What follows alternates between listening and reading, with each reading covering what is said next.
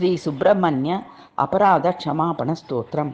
नमस्ते नमस्ते गुहतारकारे, नमस्ते नमस्ते गुह शक्तिपाने, नमस्ते नमस्ते गुह दिव्यमूर्ते, क्षमस्व क्षमस्व समस्तापराधम। नमस्ते नमस्ते गुह दानवारे, नमस्ते नमस्ते गुह चारुमूर्ते, नमस्ते नमस्ते गुह पुण्यमूर्ते, क्षमस्व क्षमस्व समस्तापदारं।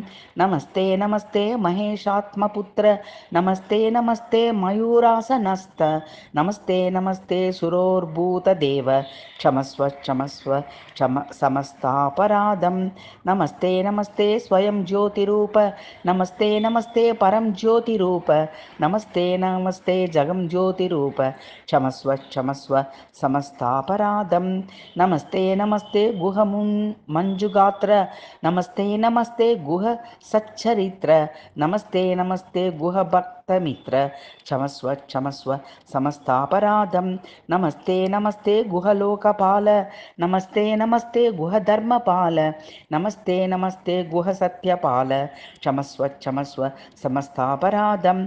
नमस्ते नमस्ते गुह लोकदीप, नमस्ते नमस्ते गुह बोधरूप, नमस्ते नमस्ते गुह गानलोल, क्षमस्व क्षमस्व समस्तापराधं।